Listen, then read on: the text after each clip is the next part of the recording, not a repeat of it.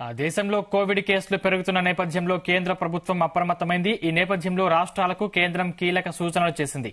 Covid టెస్టులకు సిద్ధంగా ఉండాలని తాజాగా ఉత్తర్వులు జారీ చేసింది. అలాగే ఆర్టీపీసీఆర్ టెస్టు కిట్లను సిద్ధంగా ఉంచాలని రాష్ట్రాలను ఆదేశించింది. అలాగే పాజిటివ్ శాంపిల్స్ ను జీనోమ్ సీక్వెన్సింగ్ కు పంపాలని కోరింది. ఇక జెన్-1 వేరియంట్ కేసులు పెరుగుతున్న నేపథ్యంలో కేంద్రం అలర్ట్ జారీ చేసింది. అయితే ఇప్పటికే కేరళలో కొత్త వేరియంట్ బయటపడింది. ఈ వేరియంట్ కారణంగా 5 మృతి చెందారు. మృతుల్లో 4 కేరళ వాసులే ఉన్నారు.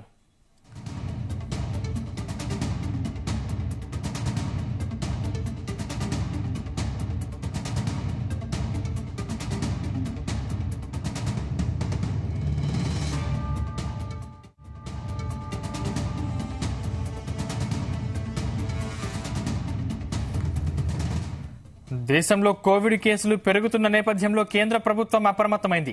ఈ నేపథ్యంలో రాష్ట్రాలకు కేంద్రం కీలక సూచనలు చేసింది.